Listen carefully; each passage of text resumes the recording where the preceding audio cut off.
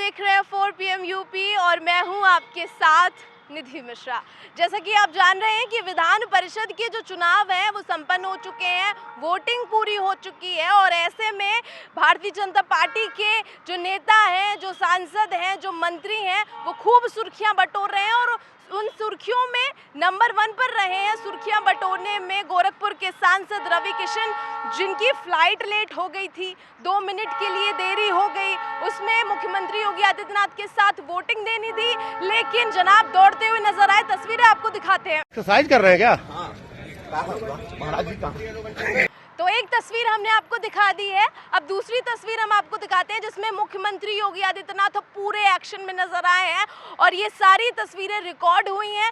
मतलब कि जो पीछे से जो चीज़ें चल रही थी, जो लगातार आप सुर्खियों में देख रहे थे, जो खबरों में देख रहे थे कि जो निष्कासन होने की प्रक्रिया है, लगातार एक के बाद एक मुख्यमंत्री योगी आदित्यनाथ के पार्ट 2 में आने के बाद जो एक के बाद एक निष्कासन हो रहे थे, सस्पेंशन ऑर्डर टाइप हो रहे थे, वो किस तरह से होते हैं, शुरुआत कैसे होती है, वो जो तस्वीरें आई हैं वो आपको दिखाते हैं। पहले कोई दिक्कत नहीं, लेकिन इनको हाथ में लगाने पड़ेंगे, ऐसे नहीं सब आज भी 50 में लगे, ज़्यादा बढ़ाना पड़ेगा। और कितने लोग इस समय हैं? करीब 100 से ऊपर। तो 100 लोगों में इतने बड़े कार्य को आप करना चाहते हैं? कौन है यहाँ का कॉन्ट्रैक्टर, कौन है? जी सर। क्या है, कहाँ घर है आपका? दिल्ली से। आदमी कितने हैं आपके? देखिए इसको एक बार चेक करें, आदमी नहीं बढ़ाते, कैंसिल करवा करके नए लोगों को। देखिए कार्य आपके जो भी होने थे जनवरी से लेकर के मई तक होने, पूरा पानी भर जाएगा क्योंकि अभी तो इनको मिट्टी उन्होंने डाली।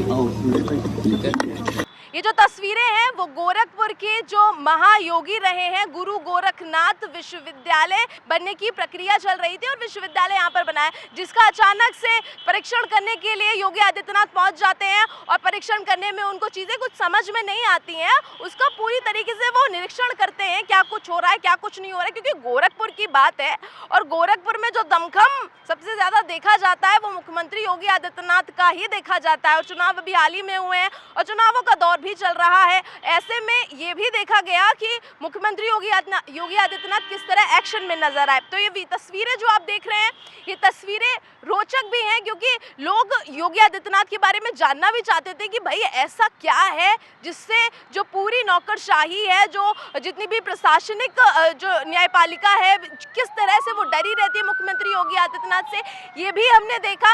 अब उसके बाद हम आपको दूसरी तस्वीर दिखा दें, वो तस्वीर है ट्वीट की, जिसमें सपा प्रमुख अखिलेश यादव ने ट्वीट किया है। महंगाई को लेकर इस बार भारतीय जनता पार्टी को निशाने पर लिया है और लगातार वो अपने जो ट्विटर से अपने हमलों से भारतीय जनता पार्टी को निशाने में लेते रहते हैं। ऐसे में उन्होंने इस बार जो है पोस्टर लगवाने की बात कह दी है, मतलब कि सलाह दे दी है कि भाई देखिए जो LPG के जो दाम बढ़ रहे हैं, सबसे ज़्यादा दाम मतलब सबसे ज़्यादा महंगाई भारत में है और तीसरे नंबर पर पेट्रोल डीजल के दाम लगातार देखने को मिल रहे हैं भारत में। तो ऐसे में जो आपकी उपलब्धियां भारतीय जनता पार्टी की, उसके तस्वीरें कब लगवा रहे हैं, इस बात का जो है तारीख मांग ली है अखिलेश यादव ने। उसके साथ साथ तस्वीरें तमाम राजनीतिक गलियारों में चहल पहल लगातार देखने को मिल रही है और ऐसे में जो 12 तारीख को विधान परिषद के नतीजे आने वाले हैं वो बेहद रोचक होने वाले हैं, क्योंकि 9 जो सीटें हैं वो पहले से ही भारतीय जनता पार्टी के पाले में जा गिरी हैं। ऐसे में जो 27 सीटें बची हैं उन पर किस तरह के चुनाव होंगे, उन पर किस तरह के परिणाम होंगे, ये देखना बेहद ज़रूरी है, क्योंकि भारतीय जनता पार्टी जीत के रथ पर सवार है। ऐसे में समाजवादी पार्टी भी किसी भी तरह से कमज़ोरी नहीं दिखाना चाहती है कि हम कमज़ोर पड़ रहे हैं, कि विधानसभा चुनाव हार गए हैं। ऐसे में अगर विधान परिषद में अच्छी जो है परफॉर्मेंस दिखा देते हैं, अच्छा कुछ हो जाता है, तो सत्ता में वापसी और एक हनक के साथ दिखेंगे, क्योंकि विधानसभा का जो सत्र शुरू हुआ हमने 28 और 29 मार्च को ये बात देखी भी कि किस तरह से जो नेता प्रतिपक्ष अखिलेश यादव हैं वो बड़ी ही मजबूती के साथ नजर आए योगी आदित्यनाथ के सामने और दुआ सलाम करते हुए जो नजर आए। ऐसे में विधानसभा का जो सत्र 2022 में देखने को मिलेगा वो बहुत ही रोचक होगा। उसके साथ साथ एक और चीज़ हम आपको बता दें कि भारतीय जनता पार्टी 2024 लोकसभा चुनाव की भी तैयारी जोरों शोरों से कर रही है। क्योंकि 2024 उत्तर प्रदेश में इसलिए महत्वपूर्ण हो जाता है क्योंकि इतनी सबसे ज़्यादा सीटें उत्तर प्रदेश में हैं, 80 सीटों का समीकरण देखने को मिलेगा। और ऐसे में जो तमाम दिग्गज नेता हैं, तमाम बड़े बड़े नेता हैं, उनका संसदीय क्षेत्र है, फिर चाहे वो प्रधानमंत्री नरेंद्र मोदी का क्षेत्र वाराणसी हो या फिर मुख्यमंत्री योगी का क्षेत्र हो गोरखपुर या फिर सपा सुप्रीमो अखिलेश यादव का क्षेत्र हो आजमगढ़, ऐसे में जो हलचल देखने को मिली वो विधान परिषद में भी देखने को मिली।